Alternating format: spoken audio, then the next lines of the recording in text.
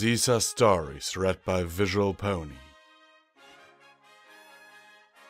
who is on his 5-year mission to find amazing stories, discover strange crossovers, and read tales that no one has read before.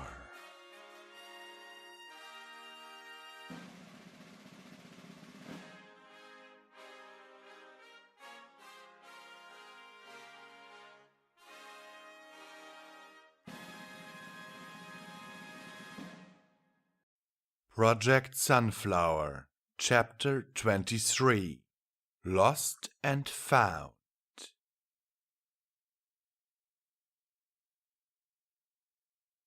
The second gateway hovered a mere 30 feet away from the building that housed the first one, creating an off-color window from the gardens of Canterlot to a location a mere 5 miles away from the black tide on Earth. Erin stared at it impatiently, waiting for any news of her friends. Does it always smell like that? Erin jumped in surprise, turning to see a mint-green unicorn standing next to her. She sighed in exasperation. Of course Lyra had found her again. No, she answered. It only smells like that because the gate is so close to where we're fighting the tide. Oh, that's good, the mare said, wrinkling her nose while she stared at the hovering gateway. I wanted to visit the Earth, but it wouldn't be fun if the whole place were that stinky. Well, it's not, she replied shortly. Lyra seemed to get the hint that Erin wasn't in a talking mood. Either that, or she just decided to stare at the humans in fascination once again. Erin wasn't all that happy about being left behind. The royal guards had gone through, along with Twilight and her other friends, as well as Celestia herself. However, she'd been told that she wasn't allowed to go along. It made sense, in that she wouldn't be able to help in any significant fashion, but it just bothered her that her friends were facing the premier threat to her own world and she couldn't even stand by them. Erin glanced at a nearby sundial. It was hard to be exact, but if she had to guess, she'd say that the others had gone through almost an hour ago. She desperately wanted to get closer to the gate, but the guards gave a steely glare to anyone not walking on 2 legs. Any humans nearby were assumed to be actively working on the gate. How do you think it's going? Lyra asked after a few minutes. I really couldn't say. Do you think they'll be okay? She flinched at the question. The truth was, even after years of study, the tide still wasn't all that well understood. She honestly couldn't say if her friends would be alright or not. It was another reason she'd wanted to go through with them, rather than waiting behind. Knowing your friends could be in danger and you couldn't do anything to help was horrible. Not even being able to see if they were alright was so much worse. I'm sure they'll be fine, she told Lyra. They have the princess with them after all. Yeah, you're right. Lyra stared at the gateway for another minute and then said, Say, what would I have to do to be able to see a human without any clothes on? What? Well, I mean, I kind of want to study them, but they're always so covered up. How do I get them out of their clothes? A couple of drinks would help, Erin muttered. What? Nothing, she said. Look, humans tend to have taboos around public nudity. Asking a human to let you see them naked, well, that probably won't go over too well. But once things settle down, I guarantee you I can help you find plenty of pictures of naked humans. Once I get my internet access back, she thought. Well, I don't want to just see them without clothes, Lyra said. I also want to find out more about their culture. That's going to be tricky. We don't just have one culture, we have hundreds. Or maybe thousands. Lyra stared at her, wide-eyed. She was about to ask another question when there was a sudden commotion at the gate. Make way! A Pegasus in captain's armor bellowed, shoving through the gateway from the earth side. Royal guards came to attention as the human technicians scattered out of the way. A moment later, several more Pegasi guards came through, bearing a large white form on their back. Oh no, Lyra gasped. Aaron stared at Princess Celestia's limp form in disbelief. "Make way, I said!" the first Pegasus said, slamming another royal guardsman to the side. "Bring the princess to her chambers!" he instructed the guards carrying Celestia. Then he pointed a hoof at the guard he had shoved. "You! Go and tell Princess Luna that her sister requires her immediate attention and will be in her quarters!" The other guard saluted, shooting off quickly. The Pegasi carrying Celestia moved gently but swiftly, her weight distributed between them as they flew a foot off the ground. Aaron watched them go, wide-eyed. She was vaguely aware of the buzz of conversation starting up behind her, confused and speculative from the humans, horrified and worried from the ponies. Next to her, Lyra was crying softly. Aaron turned back to the gate, trotting forward in anxiety. She hadn't seen Twilight and the others come through yet, and her only thought was seeing if they were all right. The few remaining royal guards were too distracted to stop her before she had jumped through the gateway, startling the human soldiers on the other side. The human soldiers eyed her warily, but didn't try to interfere with her as she looked around for her friends. She stopped in stunned disbelief when she saw the tide.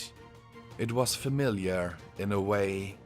She'd seen it many times on the news, but being in the presence of it, it was so huge. She shook her head.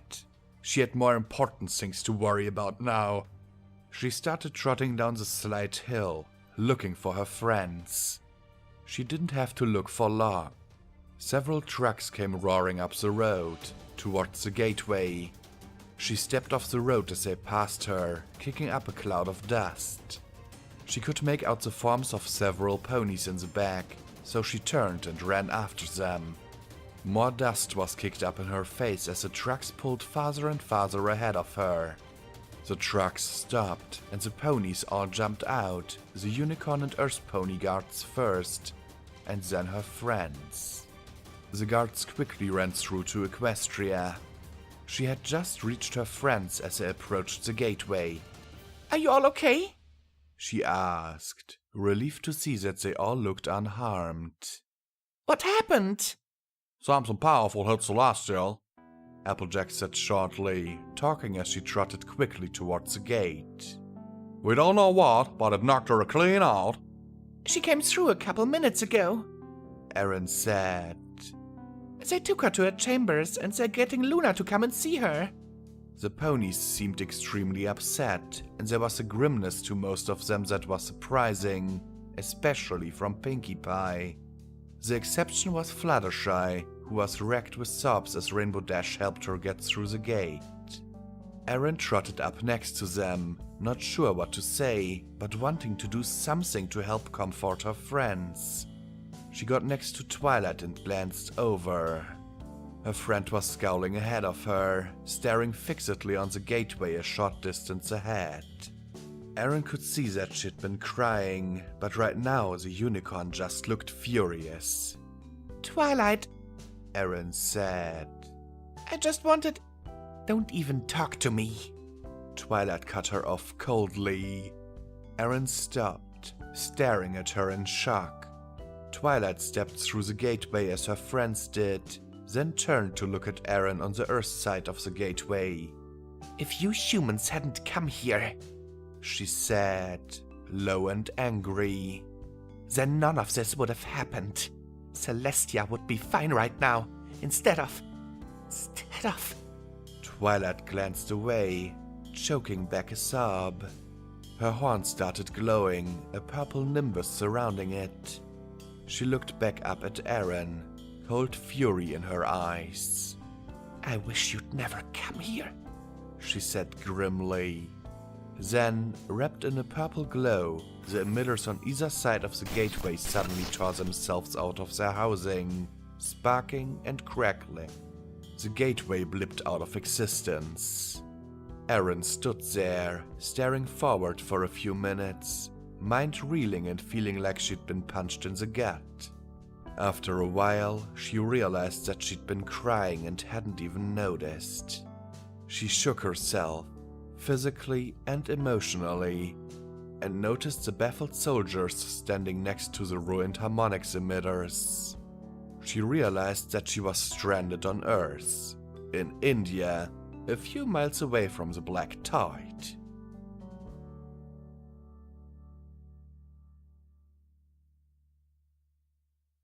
What did you just do? Not now, Applejack, Twilight said, marching stiffly towards the palace. What do you mean, not now? We gotta talk about... Not now, I said. Twilight's horn flared, and there was a brief moment of disorientation as she teleported herself to the hallways outside of Celestia's chambers. The unicorn guards reacted swiftly, horns glowing as they braced themselves against an unexpected assault, only to relax slightly when they saw her. What news is there on the princess? She asked them. We can't comment on that. Sorry, Miss Sparkle, one of the guards said. She snorted in irritation, marching forward determinedly. I'm going to check on her, she said, only to stop as a set of crossed spears suddenly blocked her path. Princess Luna ordered no admittance, the guard on the left said. I'm sorry, Miss Sparkle, but there were no exceptions made. But... You can wait in the hall if you know, the guard continued, sympathetically. But we can't allow you in, by order of Princess Luna. Twilight wanted to argue, but she sensed that the guards wouldn't be any more sympathetic, no matter how she begged, argued, or shouted. Fuming, she slumped to her haunches in the hallway. Now that she'd stopped moving, her emotions caught up with her, churning in her gut and making her feel sick. The images kept flashing through her memory. The horrifying view of the Black Tide. The hope when Celestia's power had flashed a large section of the tide to ashes. And the dimming of Celestia's light as she screamed from the tide's counterattack before dropping to the wooden platform. She couldn't stop herself from replaying the events over and over in her head, wondering if there had been something she could have done. Some action that would have protected the princess. She should have offered to attack the tide first. She should have taken the risk before she allowed the princess to. Granted, she never could have done a similar amount of damage to it, but still. Unbidden, a new memory surfaced. The memory of a pair of green eyes, white with shock and pain just before the second gateway had shut. Twilight's imagination flinched away from the memory, and she groaned. She tried telling herself that nothing she'd said had been untrue. Perhaps it was unfair that she took it all out on Erin, but it was justified. Wasn't it? If the humans hadn't come here, Celestia wouldn't be hurt, and Twilight wouldn't have had to see her get hurt. She sighed, angry with herself now as well. She needed time to figure this out, but she didn't feel like she could even get a handle on it until she found out if Celestia was going to be alright or not. Frustrated, she tried to push all the other thoughts out of her head, resigning herself to just staring at the opposite wall. Time passed with agonizing slowness until she heard hoofsteps approaching. She shot up just as Celestia's door opened, Luna stepping out of it into the hallway. The Princess of the Night looked startled to see her there, but turned first to the guards as she gently shut the door with her magic. She is to rest, undisturbed by any pony, Luna said. If any pony should ask to her condition, simply state that she will be well with some rest, and that she is not to be disturbed for any reason. You may tell any pony who threatens to disturb my sister's rest that they shall be arrested if they don't move on. Yes, Princess, the guards replied, saluting. Luna turned to regard Twilight with an unreadable expression. Will she really be okay, Princess? Twilight asked, her heart aching to know. "Twilight Sparkle, I am glad to see you," Luna replied. "Walk with me." The princess turned to walk down the corridor, and Twilight hurried to keep up. Unlike Celestia, who usually matched her pace to the shorter-limbed ponies, Luna walked at her normal pace down the hall. Twilight had to trot at her side to keep up. Something about Luna's demeanor told Twilight that she would remain silent until the princess indicated that it was all right to talk again. Quickly, they reached Luna's private chambers. The guards outside her doorway saluted as they entered, and Twilight felt a vague curiosity rekindle as they walked inside. She'd never been in Luna's private rooms before. She was surprised to see that the decor was much brighter than she'd expected, with the high ceiling painted a sky blue. Across the ceiling, on tracks, so cunningly devised that they were nearly hidden, false clouds skittered by, and a large, golden sun tracked a path across the sky.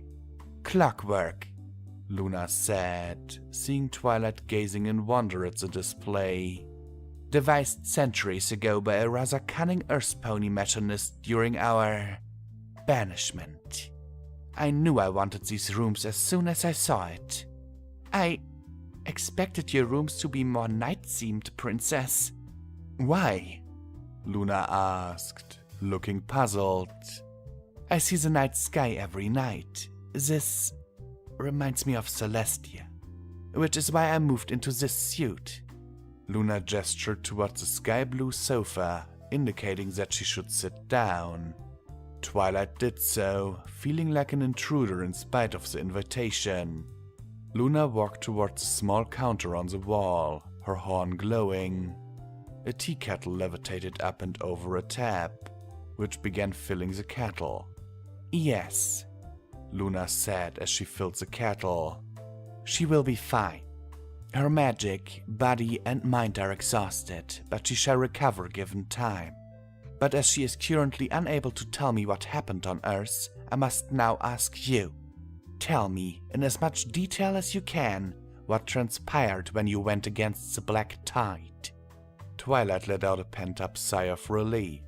She felt a great deal of her stress and worry melt away at the news that Celestia would recover. What had happened was still horrible, but not unrecoverable.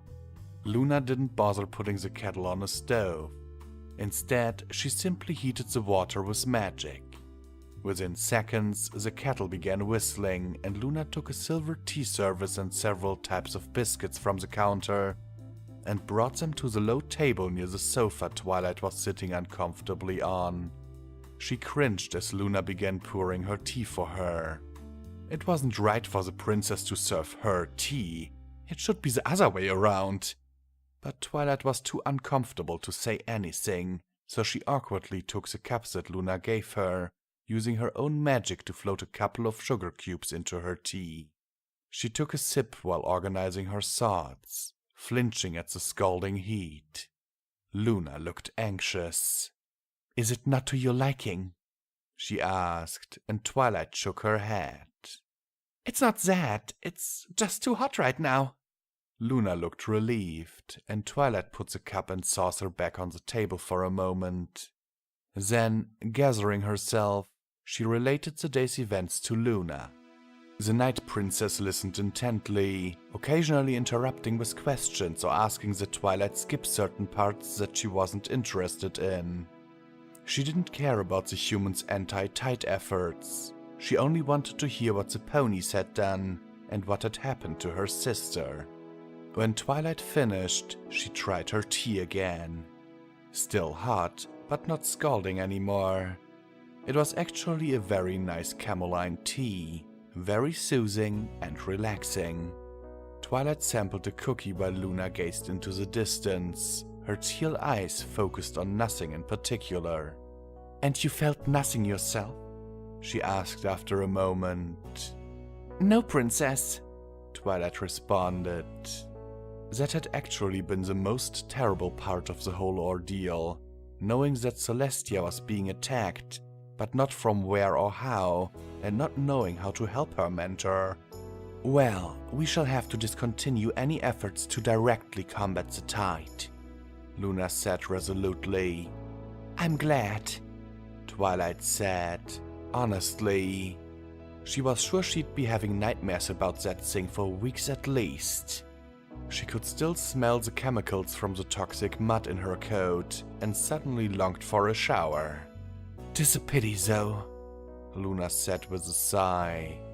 "It sounds like we may have made some definite progress against it before this counter-assault."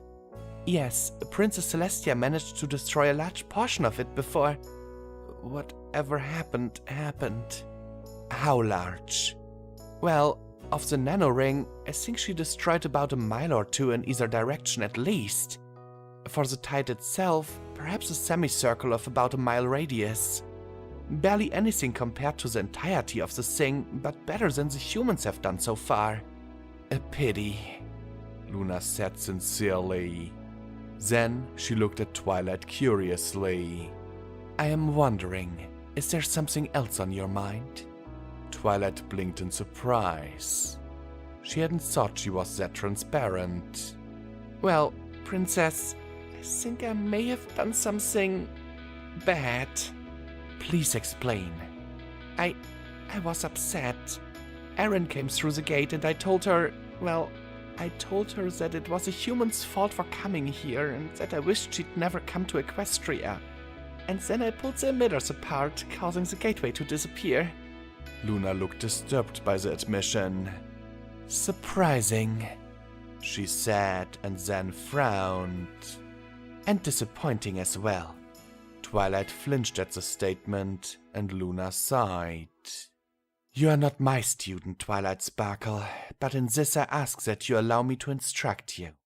Celestia neither asked for nor required permission from Erin in order to undertake this action. She knew that there would be dangers, and she chose to take the risk in any case. The consequences of her actions are hers alone, and it is not for you, nor any pony else, to ascribe the responsibility for those actions or the results thereof to any pony else. Doing so suggests that Celestia isn't wise enough to make her own decisions, or strong enough to bear the outcome of her own actions. You belittle her by behaving in such a fashion." "I know that," Twilight said miserably, though she hadn't thought about it exactly that way before. "I was just so angry and upset." "Even more disappointing then," Luna said with disapproval. "You are an extremely potent magician, Twilight Sparkle. You are also the element of magic. And one such as you cannot allow emotion to sway your judgment in such a fashion. I'm not telling you that you are not allowed to feel emotion, of course, as suppressing them can be worse than expression. However, it is vital that ponies such as ourselves, who have power above the average pony, exercise restraint in our actions commensurate with the extent of our powers." Luna sighed and then added, "Not doing so can lead to tragedy, as Equestria discovered 1,000 years ago. And believe me, Twilight Sparkle, I know what I am speaking of." "Yes, Princess Luna," Twilight said, sniffling. She felt shame down to her hoof tips. Luna sighed again and lifted herself off of her couch, levitating the cups and kettle behind her. "I need to make some arrangements," she said. "Celestia's absence will complicate things for a while. You, on the other hoof, should go see your friends. Tell them, and any pony who asks, that Celestia shall make a full recovery shortly." Once again, Twilight found herself cringing, this time in anticipation for the tongue-lashing she was sure to get when she met up with her friends. "Yes, Princess," she said. She stood up off of the couch, walking morosely towards the door and letting herself out. Nothing for it but to get this over with, she decided, and set off to find the others. Twilight found her friends in their shared dining area, though they weren't eating. She interrupted the conversation as she opened the door, all of them looking at her as she walked in, head down.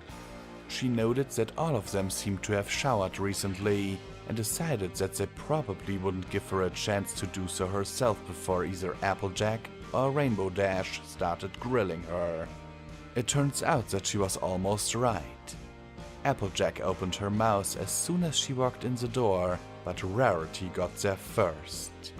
Before any pony asks you whatever it was you could have possibly been thinking when you said those dreadful things to Aaron before stranding her on Earth, I believe we would all like to know if Princess Celestia will recover fully or not. Oh, yes, she'll be fine. She just needs rest, according to Luna. Why, that's wonderful news, Rarity said, beaming. Then the expression vanished from her face. Applejack, you're up. Just wanted to hey where you're sinking, girl. Applejack said, jumping to her hoofs and stalking towards her. Do you have any idea what it is you've done? I'm sorry, Twilight shouted. I was upset, okay? I wasn't thinking clearly. You weren't thinking clearly. Applejack snorted. You weren't thinking clearly when you told Aaron that you wished she'd never come here. When you left a good friend of ours right next to the horrific monstrosity that just managed to knock out Princess Celestia for a loop? Is that what you're saying? That all happened because you just weren't thinking clearly? Applejack was nose to nose with her right now. In spite of her guilt, Twilight started feeling angry. It didn't help that she had, somehow, forgotten about Aaron's proximity to the tide when she'd destroyed the gateway. The extra guilt helped to fuel her anger. That's right, I made a mistake, she snapped back. I was so mad that the princess got hurt that I couldn't do anything to stop it, that I lashed out at Aaron. She wiped a hoof across her eyes, clearing away the tears. I know it was wrong, okay? She continued. I've had a lot of time to think about it, and I know how horrible it was that I did that, and I want to make it up to her as soon as I can. Do you now? Applejack asked, eyes narrowed. Well, it's good I don't have to try and buck any sense into that sick head of yours. Maybe you still should, Applejack, Rainbow said, scowling. She may be due for a good head bucking anyway. Her other friends either weren't looking at her or seemed to share AJ's and Rainbow's opinions. Twilight was crying now, both angry and ashamed. She opened her mouth to retaliate, and then remembered what Luna had said. She took several deep breaths until she felt in control of her voice. I know what I did was wrong, she said, shakily. And I'm sorry for what I did. And I'll tell Erin that too, once I get to see her again. For now, I think I'd better go try and talk to Maggie and let her know what I did. And to see what we can do to get Erin back. She turned to walk out of the door again, thinking regretfully of the shower she had to delay still further. But she knew this was the right course of action to take, and the only one that would allow her to start trying to make things right. Applejack's hoof on her shoulder stopped her. She looked back at the farm mare, annoyed and also a little scared that AJ might try to deck her, but she saw her friend smiling at her instead. Now that's the right thing to do, Applejack said. And if you like, I'll come along too. Me too, Rainbow Dash said. Me three, Pinkie said, bouncing to her hoofs. I'll be there in spirit, Fluttershy said. And I'll stay with Fluttershy again, Rarity said. Honestly, darling, the humans won't hurt you, and I'd like to see the Earth one day. I'll be okay here, Rarity, Fluttershy replied. You're sure? Absolutely, the Pegasus replied with a confident smile. Very well, then. I'm coming too. The 5 friends, 6 if you counted Fluttershy's spirit, set off to the gateway to the harmonics lab. By the way, Twilight, Pinkie said in a loud whisper. Don't take this the wrong way, but you're really stinky right now.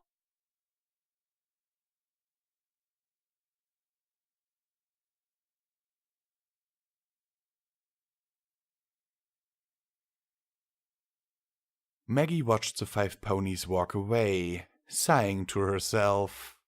It hadn't been a good day. Twilight's shamefaced admission to destroying the harmonics emitters hadn't been needed, as she'd already received reports about it from her technicians. What she hadn't known was that Aaron was stuck on the other side when the gate went down. She'd received orders from on high that everyone was supposed to act as if Aaron was an equestrian native who'd gotten stuck on the wrong side of a malfunctioning gateway. They weren't quite ready to announce to the world yet that the Ascent program could resculpt a person's body. She'd made the call to the local commander of the base near where Aaron was stranded, letting him know that a pony had ended up on Earth, and to please see to her comfort. She'd been assured by her superiors that the wheels were already in motion to get Aaron back to Colorado. The ambassadorial staff was in a tizzy, trying to head off what they were sure was going to be a major international incident with Celestia's injury. They'd offered the best medical doctors that the Earth had to offer. They were thanked kindly, but the offers were universally declined. The ponies assured them that their princess would recover fully, given time. Maggie sure hoped so. She'd seen the footage, and it had been damned impressive. If that was what the princesses were capable of at half power, working with stored magic in a torque, then she was intensely curious what they would be like on their home turf. Probably nothing like they'd ever seen before. She hoped that Aaron would be alright. Being stranded as a pony on Earth had to be an uncomfortable experience.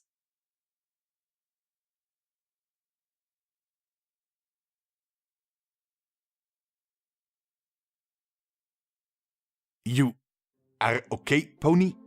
The guard asked her in rough but understandable English.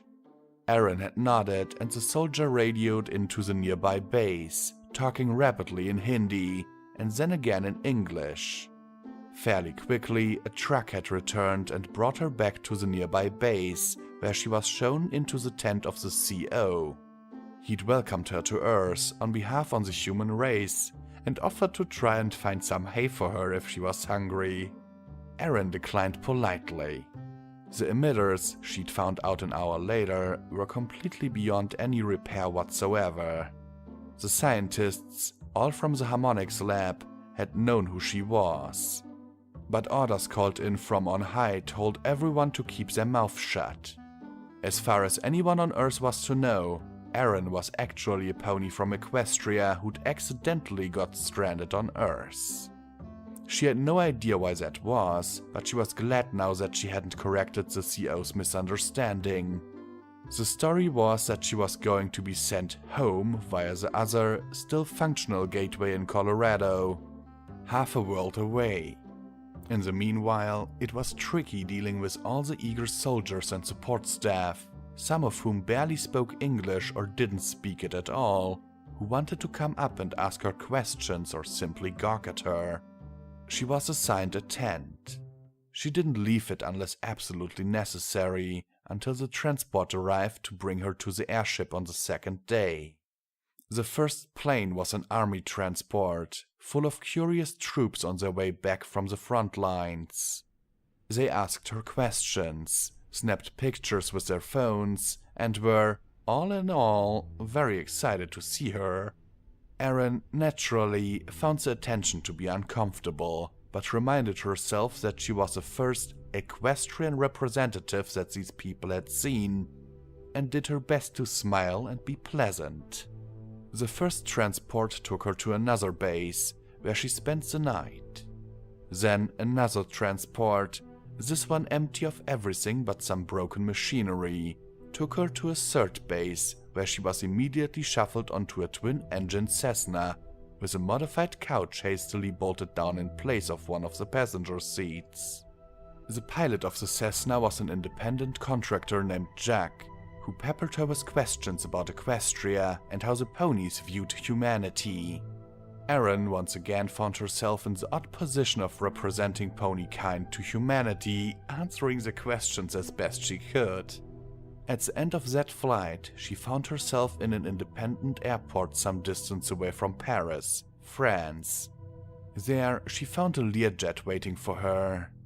Once on board, she found another modified couch, this time with an actual seat belt, bolted to the floor by one of the windows. To her surprise, she wasn't going to be the only passenger on this flight to New York. Several people in suits got on, both male and female, and Erin discovered they were security agents from the International Committee on Human Survival, assigned to see her safely through the rest of her trip. They peppered her with questions for nearly an hour before Erin, feigning yawns, pretended to nod off. After a short while, she was no longer feigning sleep, snoring gently in her couch. She would have been mortified to know that the general consensus from the humans looking at her went along the lines of, "Aww." She was groggy and disoriented when they finally landed in a backwater airport in the state of New York. Unfortunately, that made her not pay the attention she should have, and she veered off of the preset path designated to keep her out of the public eye, and instead ventured out into the public area of the airport. On the one hand, it was a good thing that it was such a remote airport, as there weren't many people around. On the other, everyone who was there immediately swarmed her with phones out, taking pictures and videos, shouting questions at her at the top of their lungs. "My name is Sunflower," Erin said, maintaining the ruse that she was a misplaced equestrian pony as she trotted quickly through the throng, the poor security staff designated to protect her doing their best to keep the crowd back, but failing miserably. "I lived in Ponyville for a while, but I recently moved to Canterlot," she said in response to another question. "It's not a butt tattoo, it's a cutie mark," she snapped in response to yet another question. She reined in her irritation, answering more calmly, "And no, we're not all named after them." All the time in the air, unable to stretch her legs or go for a walk, was really starting to get to her. She could feel her nerves fraying and desperately hoped she could keep it together until they got back onto the next plane. One of the agents, perhaps sensing her distress, said loudly, "Ma'am, we advise you to stop answering questions." She gratefully took the agent's advice and shut her muzzle. She was finally ushered through an employee-only door, one of the guards standing in the doorway to block the path of the inquisitive people on the other side, while the others quickly escorted Erin to her next plane. It was another Cessna that would take them to Illinois, where they'd switch to yet another plane heading to Colorado. She was pretty much done with flying by the time they'd reached Illinois, and begged for a chance to stretch her legs. The security agents sighed, but finally relented. The airport they were in was yet another small, independent airport, with a large field on the other side of a high-security fence. She was allowed to run around for a good half an hour before they called her back in. Erin's smile of satisfaction faltered a little as she saw the crowd of onlookers that had gathered by the gateway, phones out and presumably recording. It was when the news van arrived that the security folks seriously got worried, bundling her quickly back to the plane. Erin smiled uncomfortably at the cameras, but politely declined answering any more questions. Collapsing into her couch with a sigh, she closed her eyes, just wishing they'd hurry up and get her back to Equestria already.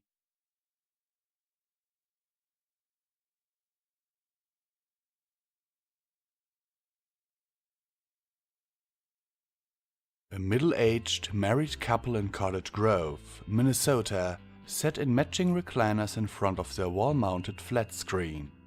The woman knitted, making a hat for their first grandson. The husband nursed a beer that his neighbor had brewed up, a stout he called Nasty Munchkin. It was decent, but he told the neighbors that it was fantastic, and so he'd ended up with a 12-pack of them.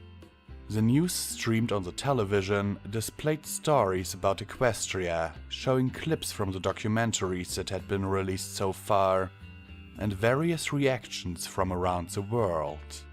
Suddenly, an announcer popped up to declare that footage of an actual equestrian pony on Earth had just shown up in the newsroom. Both husband and wife had their attention riveted to the screen as the badly focused and shaky footage displayed a small, light brown pony with an auburn mane being escorted by several security people. The pony was surrounded by people with cameras, all of whom seemed to be shouting questions at her. She answered a few questions, including giving her name as Sunflower. Then the footage abruptly ended as the pony got escorted through a doorway. That's odd, the wife said. What is? that pony sounded just like Aaron.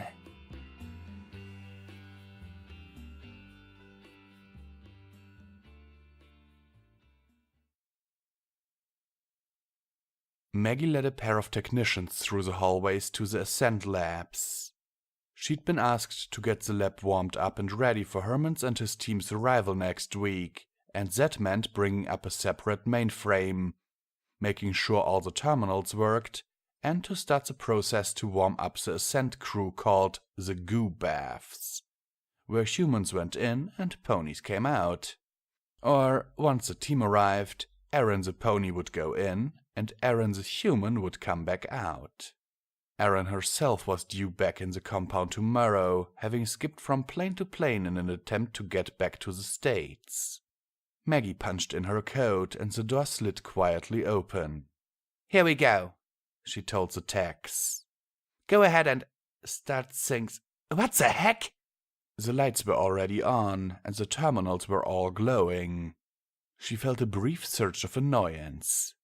This whole lab was supposed to be mothballed when Herman and his team had left. No wonder the power supply to the rest of the compound had been so erratic if this lab had been running the whole time. Well, I guess that makes our job easier, she said sardonically. It will take a lot less time to start things up now, right? Ma'am? One of the techs said, and Maggie sighed. She'd told everyone to use her first name, but they kept forgetting. What is it? Is this supposed to be like this? She shook her head in annoyance. Be a little more vague, she said, walking over to where he was. I almost understood that.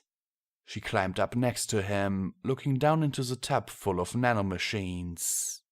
There was a dark green haze floating over the top of it. Maggie wasn't certain what she was seeing at first, but then it suddenly hit her. Get out, she said in a strangled voice, stumbling for the exit herself. Get out the lab! Second tech tried to bolt, only to have the door slam shut in his face. He stumbled backwards in shock. Open it! Maggie said, running to the door and hitting the button.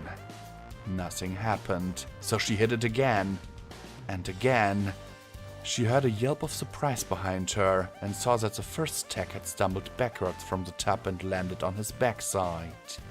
Currently, he was crab walking backwards as fast as he could until he hit a desk behind him.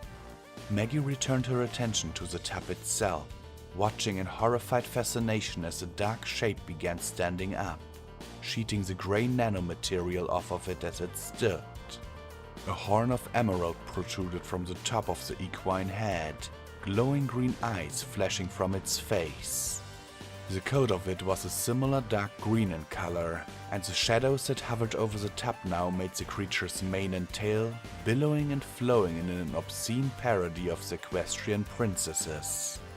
In the near-black mane, sickly green lights blinked and faded in and out, shifting constantly. Face sprites, Maggie realized. Its mane is made of face sprites. The gigantic beast stepped out of the tub, flaring the enormous wings at its sides. It shook itself slightly, and the rest of the grey nanomaterial fell away from it. "Ugh," a deeply masculine voice said, echoing around the chamber. "What a magnificent machine that is, and what a fine job it did for me once I gave it the proper instruction." The green alicorn turned to look at her, giving her a smile. "I apologize for the doorway. I couldn't have you folks running around all willy-nilly and raising a fuss now, could I?" He stepped forward, flexing his wings and looking back at his body in frank admiration. Do you know He said, that you humans have perfected a means of immortality that put my own to shame? I am very impressed, quite honestly. And not just because I now inhabit perhaps the most powerful form ever seen. Which reminds me. The creature's horn glowed briefly. All around the room, terminals exploded in a shower of sparks. Maggie heard a thud and turned to see the mainframe, which controls the nanomachines themselves, pouring smoke out of every vent. That should prevent anyone from copying or surpassing me, at least for a while, he said with smug satisfaction. What do you want from us? Maggie managed to ask through her fear. She'd seen the tapes. She knew what this creature was.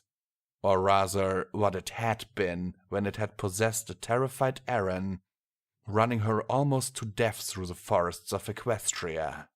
Nothing you won't willingly provide to me, Malachite said, in what may have been intended to be a soothing voice. First, though, I shall require some sustenance. I'm terribly hungry. Maggie felt the cold grip of terror as she remembered what the face sprites ate. Malachite saw the look on her face and laughed. Have no fear, I don't mean to eat you, he said. This body is designed to keep the face sprites happily fed, but it still needs food of its own. I could simply murder a bowl of pasta and a glass of wine right now. Then he stepped forward again, looking down at Maggie. She realized that Malachite was now perhaps a foot taller than Celestia, who she'd had the brief pleasure of meeting when she gone through the gateway a few days ago. But then, it will be down to business. I wish to speak to your Robert Thompson, the one who's in charge of leading the resistance against the Black Tide. I have a proposal for him that he might find interesting.